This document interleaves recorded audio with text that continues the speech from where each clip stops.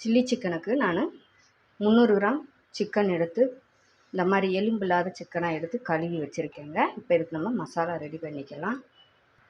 1/4 spoon மிளகாத்தூள், 1/4 teaspoon மஞ்சள் தூள், மிளகாய்த்தூள் 3/4 டீஸ்பூன், இஞ்சி பூண்டு பேஸ்ட்டு 1 ஸ்பூன், உப்பு தேவைக்கு.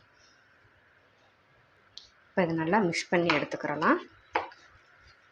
2 ஸ்பூன் மைதா மாவு, 2 ஸ்பூன் கார்ன்ஃப்ளவர் மாவு. இப்போ இதையும் நல்லா கலந்து ஊற்றிக்கலாம். இப்போ தண்ணி காணலைன்னா 1 ஸ்பூன் அளவுக்கு நம்ம தண்ணி தெளித்து விட்டுக்கலாம்.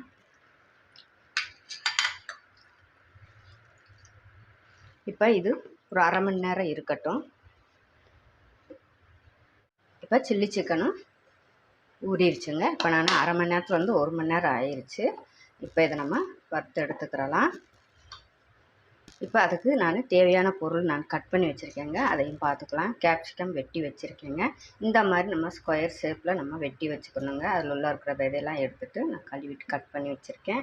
வெங்காயமும் அதே மாதிரி இந்த ஸ்கொயர் ஷேப்பில் நீங்கள் கட் பண்ணி எடுத்துக்கோங்க. உப்பு தேவைக்கு.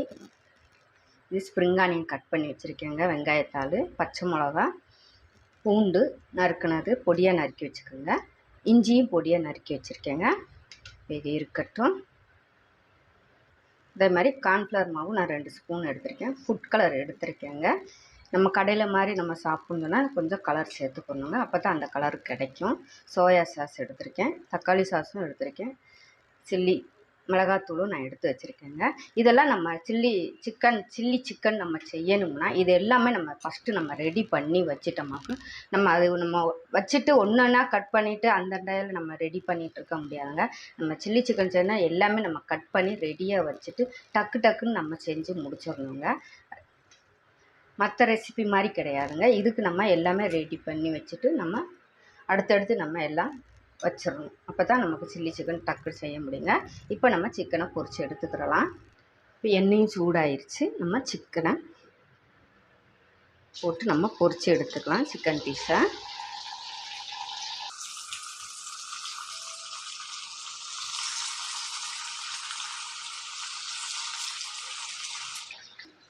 இப்போ சிக்கன் பொரிஞ்சிருச்சு. நம்ம எடுத்துக்கிறலாம்.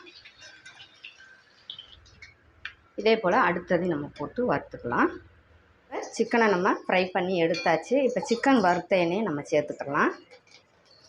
இப்போ இது கூட நம்ம இஞ்சி சேர்த்துக்கலாம். இது கூட பூண்டும் சேர்த்துக்கலாம்.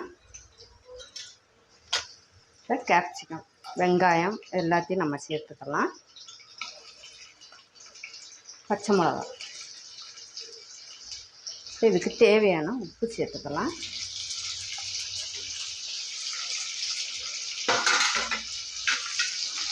கலந்து விட்டுக்கலாம்.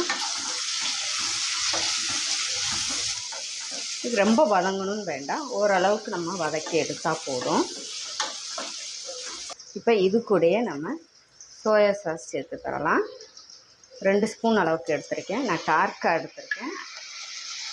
கூடயே நம்ம தக்காளி சாஸ் எடுத்து வச்சுருக்கேன். அதையும் சேர்த்துக்கலாம். அதுவும் நான் 2 ஸ்பூன் அளவுக்கு எடுத்திருக்கேன். இது கூட மிளகாத்தூள் சேர்த்துக்கலாம். அதையும் கலந்து விட்டுக்கலாம். கலந்து விட்டுட்டு இது கூட நம்ம கொஞ்சம் ஃபுட் கலர் எடுத்திருக்கேன். நம்ம கடையில் வாங்குகிற ஒரு இது கொண்டு வர்றதுக்காக அதையும் கலந்து விட்டுட்டு இப்போ இது கூட கார்ன்ஃப்ளவர் மாவு நான் கரைச்சி வச்சுருக்கேன். அதையும் சேர்த்துக்கலாம். கொஞ்சம் தண்ணி கலந்துக்குங்க.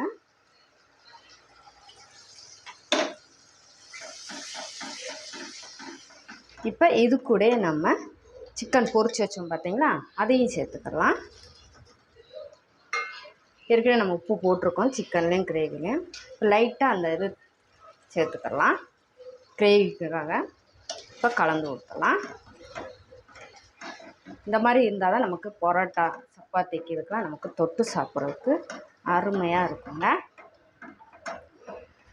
நம்ம எல்லா சப்பாத்தியோ பரோட்டாவோ நீங்கள் போட்டு வச்சுட்டு நீங்கள் அந்நேரம் அதுக்கப்புறம் நீங்கள் இந்த மாதிரி கிரேவி செஞ்சு சாப்பிட்டீங்களாக்கா நல்லா சுட சுட சாப்பிடணுங்க. இந்த மாதிரி செஞ்சு ஆறுனா டேஸ்ட்டு மாறிடும். அதுக்காக நீங்கள் பரோட்டாவோ சப்பாத்தியோ எது செய்கிறீங்களோ அது ஃபஸ்ட்டு ரெடி பண்ணிவிட்டு இந்த சில்லி சிக்கனை நீங்கள் வச்சுட்டு அப்படியே நீங்கள் சர்வ் பண்ணி சாப்பிட்லாங்க.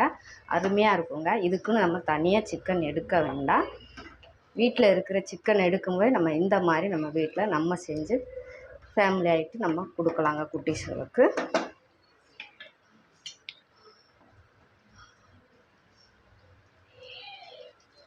அருமையாக இருக்குங்க.